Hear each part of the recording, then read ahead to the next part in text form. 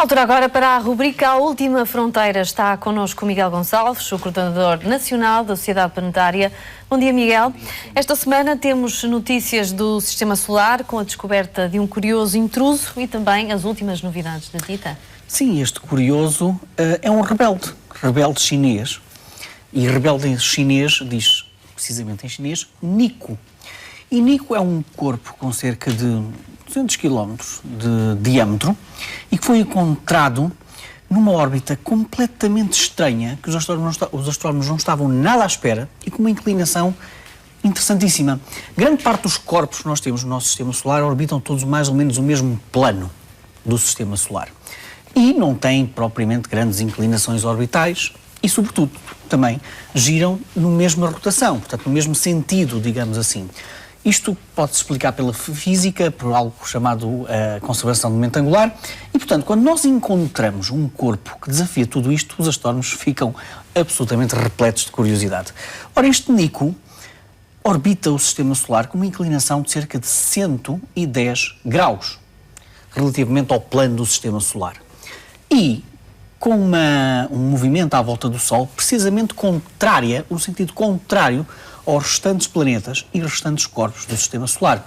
Existe um outro corpo no Sistema Solar que apresenta mais ou menos estas características orbitais, e o que é também fascinante neste corpo é que esta órbita é estável. Portanto, quando os astrónomos conseguiram analisar esta órbita com maior detalhe, quando conseguiram, no fundo, ter uma descrição mais profunda desta órbita, encontraram uma estabilidade na mesma. Ora, se houvesse aqui uma anomalia gravitacional, enfim, podíamos dizer que estaríamos perante um corpo que é atingido, que é afetado gravitacionalmente por outros corpos, e se calhar podia ter essa explicação. Mas não, esta órbita é estável.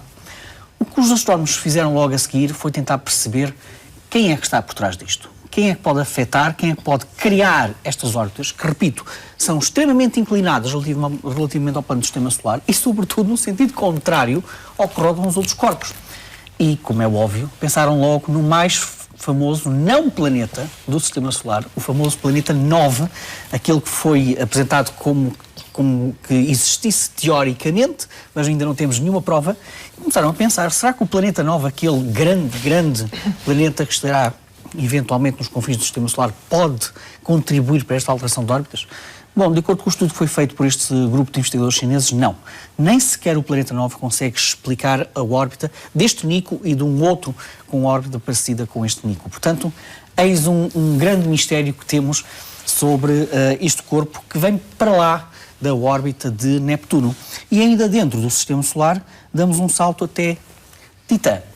Porquê Titã? Olha, na semana passada, a Cassini, a sonda Cassini, que está na órbita, que está na zona de Saturno e das suas luas, despediu-se de Titã. Fez o seu último voo rasante perto de Titã. Mas para tu veres como é a ciência, esta novidade que nós temos hoje vem dos dados de maio de 2013, de um outro voo que a Cassini fez.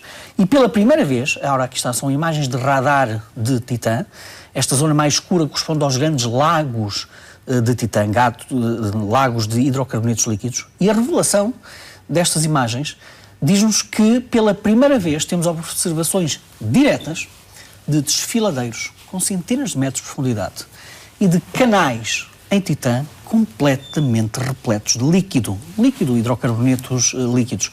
Havia essa suspeita, mas os astrónomos não sabiam muito bem se estávamos perante ou líquido ou perante gelo. E, portanto, desta vez, os dados são conclusivos e dizem que está presente nestes desfiladeiros e nestes canais hidrocarbonetos líquidos. Não deixa de ser curioso. Nós andamos décadas e décadas a imaginar que haveria canais de água líquida em Marte, eis que vamos encontrar numa lua de Saturno precisamente grandes canais líquidos, neste caso de hidrocarbonetos. Isto é mais uma pista que nos mostra que Titã cada vez que conhecemos melhor Titã, encontramos uma lua cada vez mais parecida com o que era a Terra primitiva. Tem um sistema, à semelhança da Terra tem um ciclo da água, lá também há um ciclo de hidrocarbonetos. Temos desfiladeiros e canais com algo líquido a correr por eles. Portanto, ir a Titã, visitar Titã, é claramente ir a uma máquina do tempo, é conhecer uma Terra primordial. Miguel, e ficamos agora a saber que há queimaduras extragalácticas. Se apanharmos uma queimadura solar na praia este verão, podemos colocar uma ínfima parte da culpa a esta radiação? Quão ínfima? Olha, 0,000000001% é a contribuição para a chamada luz de fundo extragaláctica. Dito de outra maneira, em cada metro quadrado da superfície da Terra, cada parte desse metro quadrado é bombardeado por cerca de 10 mil milhões de fotões, que curiosamente não vêm do Sol. Obviamente que o Sol é a nossa grande fonte de fotões, agradecemos isso quando estamos na praia, sobretudo, mas agora o maior estudo feito sobre a radiação que chega à Terra, e este grupo de astrónomos juntou dados de um grande conjunto de telescópios, quer terrestres, quer telescópios que estão lá em cima no espaço, diz-nos então que há aqui uma ínfima participação de fotões que vieram de fora da nossa galáxia, que conseguiram sobreviver o espaço todo que está entre a Terra e, olha, estrelas que estão fora da nossa Via Láctea, buracos negros, que também estão fora da nossa galáxia, e, portanto, temos aqui esta contribuição. Mas se tu achas que estes 10 mil milhões de fotões têm como origem algo fora da Via Láctea, muita coisa, olha,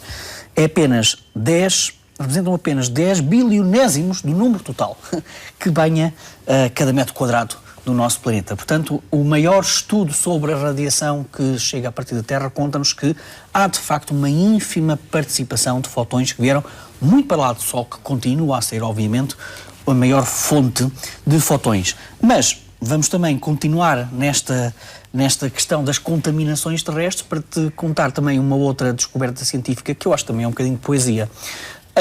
Ferro 60 é um radioisótopo que não é produzido na Terra. Portanto, nós não temos maneiras de encontrar na Terra a produção deste tipo de ferro. E quando os astrónomos encontram, ficam muito, muito contentes. Porquê? Porque é a prova que encontraram os restos da morte de uma estrela. Não é muito fácil encontrar ferro 60, é muito difícil datar até quando é que chegou cá esse ferro 60, mas um conjunto de astrónomos encontrou em microfósseis na bacia do Oceano Pacífico precisamente ferro 60, que estava em excelentes condições de conservação. E os astrónomos conseguiram identificar quando é que chegou cá este ferro 60. Qualquer coisa como 2,7 milhões de anos. Este ferro 60 conseguiu passar pela nossa atmosfera, alojou-se em cristais do Oceano Pacífico que os conservaram e permite dizer aos cientistas o seguinte: durante cerca de 1 milhão de anos, entre 2,7 milhões e 1,7 milhões de anos, a Terra, o Sistema Solar, no fundo, passou por uma marcha fúnebre de estrelas de grande massa. Quando uma estrela de grande massa morre, explode sob supernova e um dos elementos que é tirado nessa explosão é precisamente o ferro 60. É a única forma de nós encontrar, uma das formas de encontrarmos o ferro 60.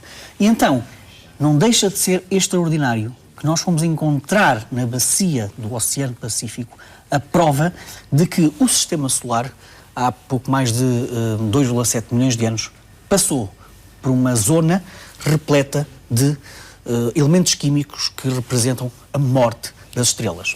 Isto é notável, como é óbvio, é como eu te digo, é quase poesia científica, mas nós também já estávamos à espera de encontrar algo parecido com isto, porque o que nos conta a história da astronomia é que há cerca de 15, 20 milhões de anos houve aqui nas redondezas da Terra e do Sistema Solar um conjunto de estrelas de grande massa que explodiram entre 15 a 20 supernovas e que neste momento já estão distantes de nós e criaram uma cavidade à volta do Sistema Solar, nesta zona onde nós estamos, que é a chamada bolha local.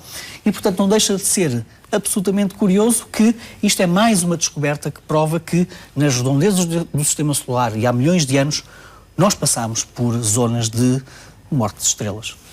Para terminar, seguimos com um viajante rochoso que veio de muito, muito longe.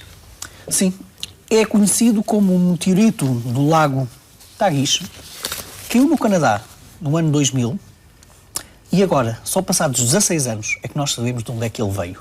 E a história, a sua origem é absolutamente notável. É que os meteoritos que nós conhecemos na Terra têm como origem, olha, pode ser a Lua, pode ser Marte, mas a grande maioria deles é a cintura de asteroides. Aquela zona entre Marte e Júpiter está repleta de asteroides e, portanto, nós, geralmente, frequentemente, encontramos coisas parecidas com essas que conseguem sobreviver à atmosfera. Quando não sobrevivem à atmosfera, chamam-se meteoros, popularmente chamadas estrelas cadentes, mas quando conseguem sobreviver à atmosfera e caem na superfície, encontramos estas espécimes, os meteoritos. E então, o que é notável é que este meteorito não veio da cintura de asteroides, não veio da Lua, nem de Marte, não. veio de uma zona chamada nuvem de Oort, muito para lá da órbita de Plutão. E, portanto, acaba por ser um meteorito absolutamente notável, porque é o primeiro que nós conseguimos identificar de uma zona tão distante do Sistema Solar. Muito bem, Miguel, até ao próximo domingo. Até ao próximo domingo. Bom fim de semana.